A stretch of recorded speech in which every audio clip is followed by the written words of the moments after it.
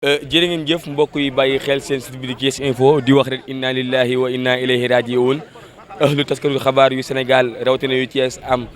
tiis ak naqar ñeel nag génn àdduna Ben Cheikh di ab kilifa goo xamante ni dundam gi yëpp daf ko jagleeloon li nga xamante ni moom moo di taskatu xabaar maanaam wàllum tas xabaar moom nag démb ci alxamis bi la génn àdduna foofee ci hôpital régional bu Thiès jamono bi ñuy wax ne ñu ngi fi nga xamante ni moom moo di cimetière du Grand Thiès ñu war koo jébal boromam fii kilifa yu bëri teew fi rek ñu ñëw ñoom itam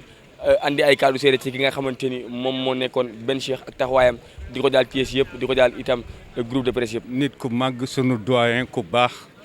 on l'a connu humilité simplicité soo ko gisee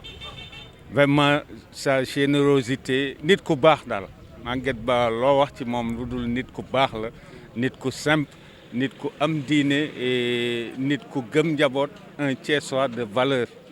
partisan des valeurs et de la méritocratie nekk Thiessois bëgg Thiès et di défendre waa Thiès nekk ak waa Thiès aussi et c'est une grande perte pour Thiès c'est une grande perte pour la presse ñu ngi mais sunu borom li mu def yëpp noonu la ngi ñaan yàlla xare ko aljana vraiment c'est tout Thiès qui a perdu. war nañu roy ci moom parce que journaliste la bu tegu ci éthique du wax lu ñaaw du def lu ñaaw mu ànd ak yow ak mu bañ a ànd ak yow dina ko wax ci teggin wax ko ci ni mu ware loolu la ñu xamoon ci moom dañ nekk ci bërëb bu diis bu kii il nous est difficile génne yenn yi suñu xol. Ben Cheikh moom li ñuy jotaleeg moom mooy ni suñu xarit mooy denc doomam Adama moo Samba Dem moo tax ñu xamanteeg moom daal mais man xam naa ko tuuti rek ndax si dëggoom daal parce que mus naa fekkee benn xissa boo xamee ni waaw mun naa ko seede si moom ni si dëggoom moom xam naa dëggoom moom ku dëgg la woon. waaw bon xam naa si protection bu mu amoon si nit. waaw nit koo xamee ni dafa defoon naka sudul noonu yoon bugg a jëflanteeg moom mu taxawu ko. waaw loolu moom mun naa ko seede si moom daal. mel ni moom day jafe xam nga dina am nit ñoo xamee ni bu mel ni ñoom dafay jafe parce que si seen dëggu si seen xam yoon parce que nit koo xamee ni xam nga dañ naan nit koo xamee ni loo xamal nit ki wax ko dafa doy waax daal waaw lu moom xamoon nañu ku dëggu la woon waaw ku royukaay la parce que bu nit ñi royoon si moom kon li nit ñi kii nii. lu ñuy jàmbat si affaire journaliste kon du am. maa ngi koy jaale waa presse bi yëpp di ko jaale sama bopp di ko jaale vraiment waa presse bi yëpp di ñaan yàlla xare ko aljanna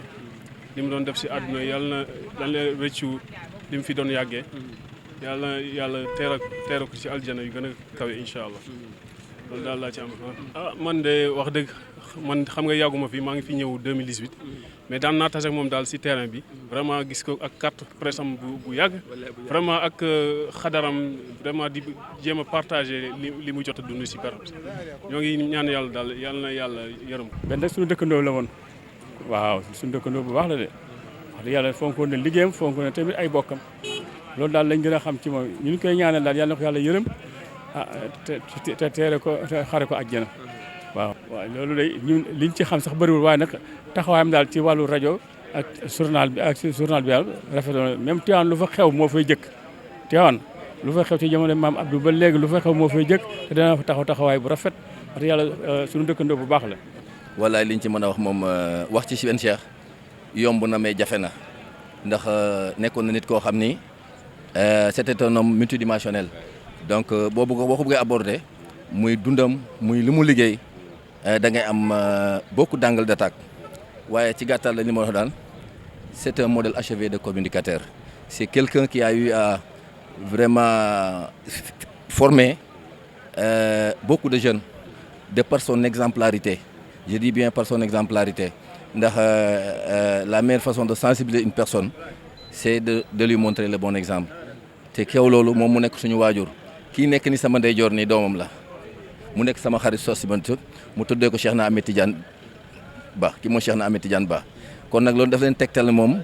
am na woon jubluwaay amoon na une orientation spirituelle bu ko yóbbu woon Tivaouane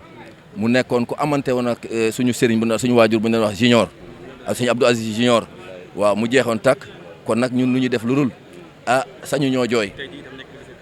voilà te gis nga ñu dugg ci weeru gàmmu gi donc le hasard n'existe pas et on a l'habitude de dire que Dieu ne favorise que les âmes préparées tey bësam la barki démb mu ngi doon denc magam tey moom ñu ngi ko denc ak weer bi nga xamante ne bi bokk na weer boo xam nekkoon na weer boo xam ne yitteem la woon kon nag ñun daal nañu wax ñun ñooy wax sax ñun ñi nga xam ne ñooy njabootam sañ nañu wax nit ñi nañu wax nit ñi si gëleen digaale ndax ñoo ko bokkoon mu doxee ko jëfee ko am ñu mu fi bàyyi nañu xam ne nag moom dem na waaye kóllëre jeexut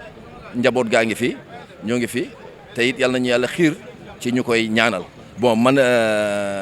ce que j'ai dit en direction de tous ses collègues, particulièrement ceux qui sont dans les médias. Aujourd'hui, on sait que c'est au niveau des médias, les gens éprouvent d'énormes difficultés liées à la concurrence des réseaux sociaux. Si bien que maintenant, il nous faut une bonne collecte des informations, et leur vérification avant leur transmission. Et ce n'est pas chose aisée. Jamais de son vivant, il n'a eu à avoir fait l'objet de griefs par rapport à une information qu'il aura diffusée, parce que tout simplement, il s'adossait sur les valeurs qui caractérisent le monde de la presse. Donc, à la jeune génération, je leur dis que le travail est beaucoup plus dur, mais ils ont en ligne de mire leurs devanciers, qui sont des modèles d'exemple, qui sont des sources intarissables de motivation, mais également, je les exhorte à davantage méditer sur ces actions. Car le prophète nous apprenait que les bonnes actions ne volent que par leur intention. Et que nous ne faisons que prier le Tout-Puissant pour qu'il fasse partie de ce qu'il appelle Inna ashab al-jannati yawma fi shughulin fakin fahum azajuhum fi dalalil ala iraika muttaqin lahum fiha fakiyatun wa lahum ma yad'un salamun khawlan min rabbir rahim. Donc nous appartenons en Dieu kon ci yalla lañuy dello kon yalla nako yalla bolé ci bobu. Voilà, Mamadou Lamine Diatta, je suis présentement conseiller spécial en communication à l'IPRES et j'ai été chef de station de Sud FM ici à Thiès. Oui, il faut partir d'ailleurs de son patronyme. C'est le doyen Maguette Ba Ben Cheikh. Vraiment un contemporain de l'illustre homme de Dieu, Serigne Abdoul Aziz Sy Al Amin. Parce que vous savez que Ben Cheikh a eu la chance d'avoir une longévité quand même. Il a eu une longévité et il a pratiqué, il était même l'ami intime de Serigne Abdoul Aziz Sy Al Amin. Mais autrement aussi, il était aussi un bon médiateur social, vraiment un journaliste émérite, un influenceur aussi, quelqu'un de très généreux dans son savoir. Il avait aussi un carnet d'adresses immense et il le mettait à la disposition des journalistes, des jeunes journalistes. Ben Cheikh nous couvait de son affection. Il nous appréciait, nous étions vraiment des contemporains de son fils. Nous avons des égaux de son fils Oumar Ngatiba, un grand journaliste d'ailleurs, à qui nous adressons nos condoléances les plus émues. Mais Ben Cheikh vraiment, il nous couvait, vraiment il couvait toute la jeune génération de journalistes qui étaient à ses côtés lorsqu'il était lorsqu'il travaillait ici au Soleil comme correspondant du Soleil. Et quelqu'un aussi qui avait beaucoup d'affinités et beaucoup d'entrées aussi dans les familles religieuses. Donc ça veut dire que c'était un excellent journaliste, vraiment que tout Thiès a perdu, que toute la région de Thiès vient de perdre. Dans un monde où le monde journalistique devient... C'était un exemple parce que Ben Cheikh c'était un médiateur social. C'était un médiateur social, au-delà d'ailleurs de son statut de journaliste de terrain, hein, parce que quand même, Ben Cheikh est un grand monsieur, parce qu'il pouvait dire oui, je suis un vieux journaliste, je reste dans mon coin et puis je collecte de l'info. Non, lui il était tout le temps sur le terrain. Il faisait même mieux le journalisme que certains jeunes journalistes. Donc franchement, c'est quelqu'un pour qui nous avons eu beaucoup d'affection. Et c'est un exemple aujourd'hui, à l'heure où on parle du journalisme en difficulté avec les réseaux sociaux et tout. Ben Cheikh est un exemple parce que lui aussi, il était chevillé à l'éthique et à la déontologie. Et il était aussi en très très bon terme avec les familles religieuses. Thiès étant aussi un fief religieux, Ben Cheikh vraiment avait ses entrées. Et il était apprécié, aimé, adulé par tout le monde. Alors, à l'endroit des jeunes, nous disons de prendre exemple sur Maguette Ba Ben Cheikh, de s'inspirer de son action. Parce que Ben Cheikh est éternel. Il a laissé ici. Donc son legs est immense. Parce que vraiment, il a eu des écrits, il a fait de grands reportages sur les gamous, sur les ziars donc les ziar de Tivaouane et des autres familles religieuses. Donc Bel Cheikh a laissé un legs immense. Donc les jeunes journalistes doivent s'inspirer de ça, aller fouiller les archives et voir ce qu'il a fait. Et voilà, ils vont s'inspirer d'un grand monsieur. Man doomam laa di Cheikh Ahmed Tidiane nekkoon bras doom sës si man rek li ma ko xamal amul benn doomam bu ko xamal liñ daan séq ëpp na sax diggante wayjur ak doom ndax daf ma defoon confident def ma moroom def ma lépp ma xamal ko lépp nag mën nañoo waxtaane diggante wayjur ak doom mën nañoo waxtaane diggante moroom ak moroom mën nañoo waxtaane diggante xarit ak xarit mu nekkoon nit ku baax nag nit ku ubbeeku ku am xam-xam imam Tafsir Ndiouk daf ko doon wax vous êtes yow yaay mémoire de Thiès wallahi parce que tellement que dafa cultiver riche fekkee jamonoy Senghor ba léegi nekk attaché de presse Senghor ba Macky Sall tey fonk bi mu ko fonk bu ñëwee Thiès gis ko daf koy yëkkati téye ko ca kaw recevoir na ko ci paleem ngir baaxam am mérite yëpp yoo xamante ni état tamit daf koy joxe fonk njaboot nag moo ko fi bàyyi ba léegi ndax daf ma daan wax ni parce que man maa sosoon ci moom fii ci njabootam bi mu retraité bu des fois kër metti ma ne ko ah papa noppalul mu ne ma am na yoo xam ne sacerdoce la du deñ booy raam sax da nga koy lijjanti te pourtant am na doom yu ko mën a téye lépp mësul bàyyi dara ba ni muy génn àdduna nii sargal biñ ko mujjee def mu ngi ko ci doon ñaax xale yi journaliste yi nañu maanu te teey bañ a yàkkamti nee na xale yi léegi dañoo yàkkamti li ngay def nga koy def rek ak ngëm yàlla ak xam-xam ak déontologie te bañ a yàkkamti xam ne lépp dina ñëw waaw te ñu jub xale yi jub la leen gën a ñaax di wax dëgg te di dem ak xam-xam ak professionnalisme. sama papa li ñu mujjee waxtaanee ak moom dani ma demal jëndal ma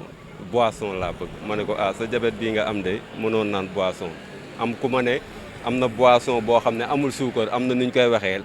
Colette laayit kii sama mag la mooy préfet préfet Saara Bidji laayit ñun ñaar ñoo ko mujje ñun ñaar ñi ni ma mel ci moom noonu la kii mel ci moom ay confident lañ woon bu nee Cheikh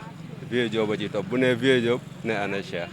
macha allah ñu nekkoon ay nit ñoo xamante ni ci moom vraiment li nekk ci ñun dañuy toog rek di ko wax ba keroog ñu koy fekk waaw di ko ñaanal yàlla na ko yàlla yërëm xare ko àjjana mu tombe ak grand frère am bu mu kóllërante woon gaañu ci suba moom mu topp ko ci ngoon macha allah yàlla na leen yàlla yërëm dama koy ko 1928 la loolu dañ koy confirmer macha allah vieux bismillah.